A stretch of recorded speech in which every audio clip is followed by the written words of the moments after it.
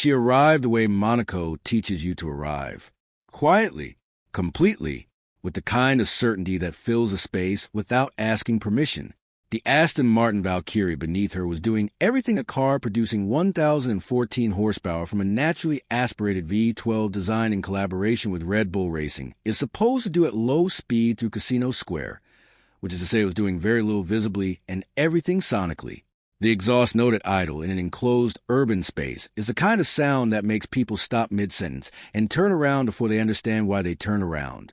She pulled up, cut the engine, and stepped out into the Monaco afternoon as if the entire square had always been exactly this quiet, and she had simply arrived to enjoy it. Welcome to Monaco, where the women do not make entrances. They make memories. Today we are giving you the most breathtaking lady supercar arrivals this city has ever produced, wrapped inside the billionaire lifestyle that makes Monaco the only place on earth where extraordinary is simply the daily standard. Stay until the very last arrival, because what happened at the end of this day in Monaco is the kind of moment this city produces once in a generation, and the spotters who witnessed it have not stopped talking about it since. Before the cars understand the city, because without understanding Monaco, you cannot fully feel what you are watching. This is a principality of 2 square kilometers governed by the Grimaldi family since 1297. It has no income tax for residents. It has the highest per capita income of any nation on earth. It has more Michelin-starred restaurants per square meter than Paris. The harbor holds at permanent capacity some of the largest privately owned superyachts in existence, vessels that cost more to build than the annual GDP of several sovereign nations, and more to run annually than most people will earn across their entire working lives. The waiting list for residential property is essentially a social exercise because the available inventory almost never reaches the open market. It moves through relationships, through connections, through the quiet conversations that happen in the private dining rooms of the Hotel de Paris between people who do not need to advertise what they are discussing. The streets of Monaco in summer are a daily automotive exhibition that no curator can improve upon.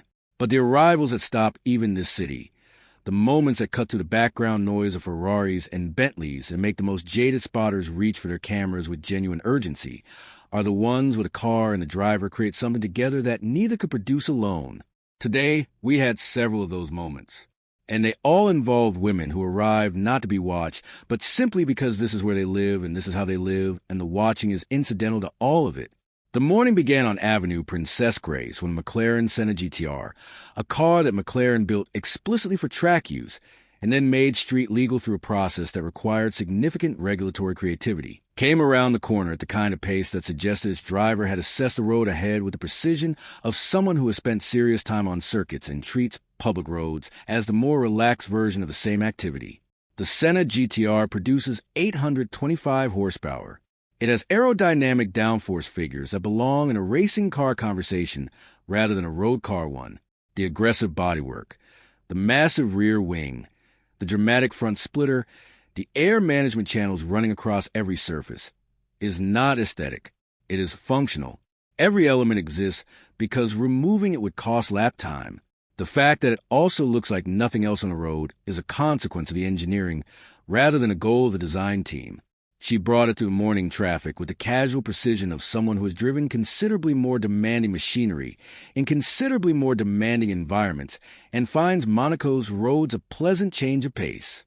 When she parked and stepped out, a group of automotive journalists who happened to be in Monaco covering a separate story recognized the car immediately and recognized the quality of how it had been driven, and one of them said to another, whoever that is, she has driven this car before.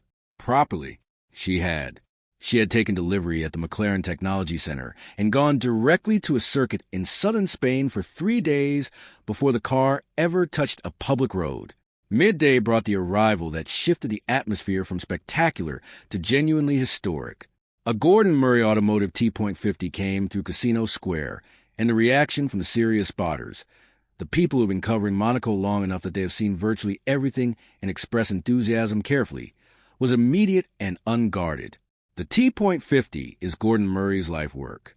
The man who designed the McLaren F1, still considered by many engineers the greatest road car ever built, spent decades developing a philosophy of what a driver's car should be before producing the T.50 as its ultimate expression, 100 examples were made. The carbon fiber Monaco weighs less than most motorcycles. The naturally aspirated V12 produces 654 horsepower and revs to 12,100 revolutions per minute, a figure that places it in a different conversation from virtually any other road car engine in history. The fan at the rear, borrowing from Murray's 1978 Brabham BT46B Formula One car, manages aerodynamics actively rather than passively. She drove it with the reverence it deserved and the confidence it required. Those two things are harder to combine than they sound. Too much reverence produces hesitation.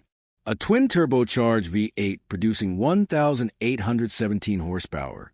A projected top speed of 311 miles per hour that would make it the fastest production car in history if achieved in official testing. A carbon fiber body so light and so aerodynamically resolved that it looks simultaneously like something from the near future and something from a dream about the near future. Fewer than 30 examples are planned for production. The waiting list is not open. Ownership requires a relationship with Hennessy Performance that most people will never have regardless of their financial position. This was one of the first customer deliveries in Europe, and it had come directly to Monaco because of course it had, because Monaco is where things like this belong. She drove at the full length of Casino Square at a pace that was respectful of surroundings and still communicated everything about what the car was capable of. The 1,817 horsepower barely awake. The structure of the machine visible even at low speed and the way it sat on the road, the way it tracked, the way it seemed to be making a continuous series of calculations about what would do if asked to do more. She parked at the end of the square, did not get out immediately, sat for a moment that felt private, the kind of pause that happens between a driver and a machine when both of them have just shared something that words are not equipped to describe. Then she stepped out, looked back at the car once, and walked toward the harbor without looking back again. The square was still processing what had seen long after she had gone. This is Monaco at its absolute peak. The cars are beyond extraordinary. The lifestyle surrounding them. The super yachts. The private dining, the boutiques, the members' clubs, the conversations that happen in these spaces between people who are shaping the world from a 2-kilometer principality on the French Riviera. All of it operates at a level that no other city on Earth has successfully replicated. But what makes these arrivals different from a car show, from a concours, from any curated automotive event, is that they are not curated. They are simply life. The life these women have built, decision by decision, over years that the cameras were not present for. The cars are the most visible expression of that life. The iceberg above the water. What is underneath?